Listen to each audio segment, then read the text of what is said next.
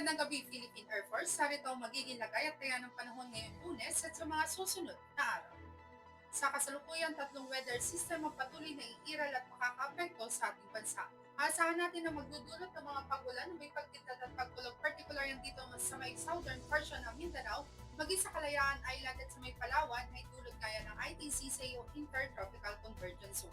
Dito naman sa extreme northern Luzon, asahan natin na magdudulot ng mga matitinang pagulan kaya ang northeast monsoon ang tanging amihan. Dito naman sa iba nalalaping bahagi ng ating bansa, kung may maranasan man tayo mga pagulan na may pagkitad at pagkulog, dulot naman yan ng easterlies o mainit na hangin nagmumula sa dagat Pacific. Para naman sa magiging lagay-at-taya ng panahon bukas, aasahan pa rin natin dito sa may Cagayan, ganoon na rin sa Apayao, ang maulap na kalangitan na may kalat-kalat na pagulan, pagkidlat at pagkulog. Ganon din ang aasahan dito sa may Kalayaan Island at sa may Palawan, dulot naman yan ng ITCC o Intertropical Convergence Zone. Sa Metro Manila at iba nalalabing bahagi naman ng bansa, aasahan natin bukas ang bahagyang maulap hanggang sa maulap na kalangitan, ngunit di natin inaalis sa mga posibilidad ng mga pulupulong pagulan na kuminsan ay may pagkitad at pagkulog lalo na yan sa dakong hapon. Aasahan din ng generally fair weather bukas dito sa Visayas, bahagyang maulap hanggang sa maulap na kalangitan, ngunit di rin natin inaalis sa mga posibilidad ng mga pulupulong pagulan na kuminsan ay may pagkitad at pagkulog.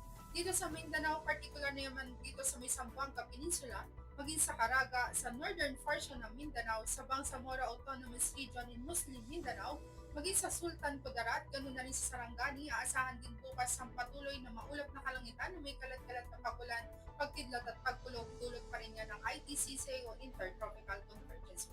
Sa iba nalalabing bahagi ng Mindanao, aasahan naman natin ang bahagyang maulap hanggang sa maulap na kalangitan, ngunit may mga posibilidad pa rin yan mga pulupulong pagulan na kuminsan ay may pagkidlat at pagkulog. Para naman sa magiging lagay-at-taya ng panahon pagsapit ng Miyerkules hanggang Biyernes, aasahan natin dito sa Metro Manila ang generally fair weather, bahagyang maulap hanggang sa maulap na kalangitan, ngunit may mga posibilidad pa rin ng mga pulupulong pagulan na kuminsan ay may pagkidlat at pagkulog lalo na nga sa dakong hapon. Ganon din ang aasahan dito sa Cavite, maging sa Angeles, at ganon na rin sa Lipa. Dito naman sa Puerto Princesa hanggang Miyerkules, aasahan natin ang patuloy na maulap na kalangitan na may kalat-kalat na pagulan, pagkidlat at pagkulog, dulot kaya ng ITCC at may gradual ang pagganda naman ng panahon pagsapit ng Huwebes. Ganon din ang aasahan dito sa may Kalayaan Islands.